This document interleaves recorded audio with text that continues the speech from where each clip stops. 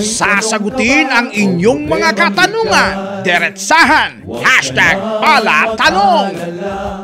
Pagkat may pala. Mula kay Micaela, no? Yes, go Micaela. Magandang hapon po, Chief. May gusto lamang po akong itanong. Bumili po ako ng charging cable sa isang mall. Pag uwi ko po ay ginamit ko ito, ngunit sa kasamaang palad, hindi nadagdagan ng baterya ang aking cellphone. Kinabukasan ay bumalik po ako sa binilhan ko nito upang ipapalit, ngunit sinabihan ako ng nagbebenta na mayroon silang no return no exchange policy at walang warranty. Ito raw po ay nakalagay sa kanilang resibo at wala naman daw po itong depekto dahil sealed daw ito nung kinuha ko. Nang dahil dito, hindi nila tinanggap ang depektibong charging cable. Tama po ba ang binigay na impormasyon ng nagbebenta? Maraming salamat po.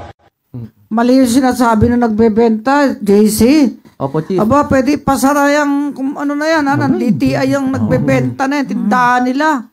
Panloloko sa publiko yan. Anong no return policy?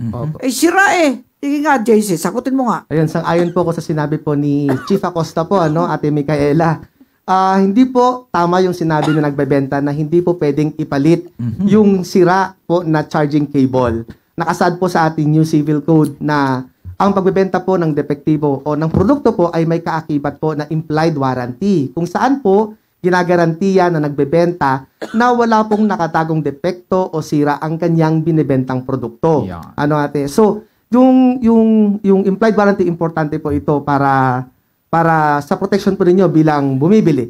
Kaugnay din po nito, meron po tayong tinatawag na Department of Trade Industry Administrative Order No. 2, Series of 1993 on Minimum Standards of Warranties, kung saan nakasaad po ang pananagutan po ng nagbebenta ng depektibong produkto. Una po dyan, obligasyon po niya na ayusin o kumpunihin po yung nasirang produkto. O kaya pagpiliin po ang bumibili kung gusto po niyang mag-reimburse o ma-refund po. O kaya ay ma-replace po yung biniling produkto kung sakali mang hindi na talaga maayos. Kaya po, doon sa sinasabi po ninyo, sinaad din po ninyo na meron din no return, no exchange policy sa resibo na ibinigay sa inyo. Mariin din po itong ipinagbabawal ng batas sa parehong DTI memorandum number. Kasi po, ito po ay hindi pwede.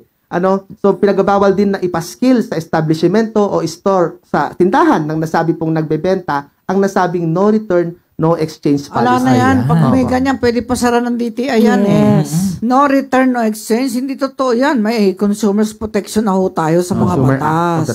Ayan po, wag po kayong magulang. Iba nagtitinda talaga, sira na, binibenta pa eh. Parang itlog na bulok, isasama doon sa tray. Bugok.